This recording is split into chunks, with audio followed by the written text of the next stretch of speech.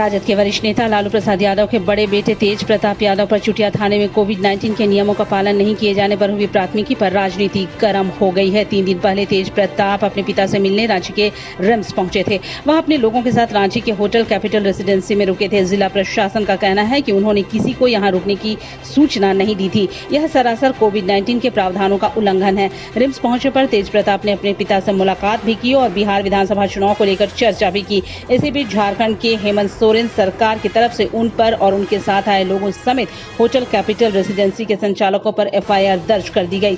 पूरे प्रकरण पर तेज प्रताप यादव ने कहा कि मेरे ऊपर नहीं बल्कि झारखंड सरकार पर ही मुकदमा दर्ज होना चाहिए, क्योंकि मेरे रुकने को लेकर सरकार की तरफ से कोई अरेंजमेंट नहीं किया गया था।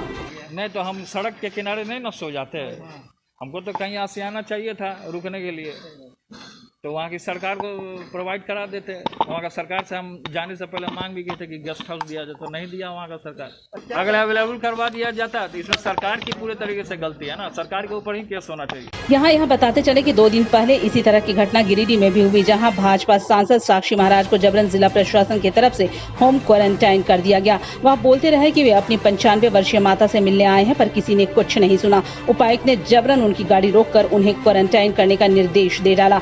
बार सांसद साक्षी महाराज ने कहा कि उन्हें लोक लेखा समिति की बैठक में हिस्सा लेना है, फिर भी उपायुक्त के कानों पर जूं तक नहीं रेंगी। उन्हें रविवार को दोपहर में 24 घंटे में ही क्वारंटाइन मुक्त कर दिया गया और वे शाम को दिल्ली चले गए। कोयला वाले घरों को रोशन तो करते ही हैं, बच्चों का भविष्य भी संवारते हैं।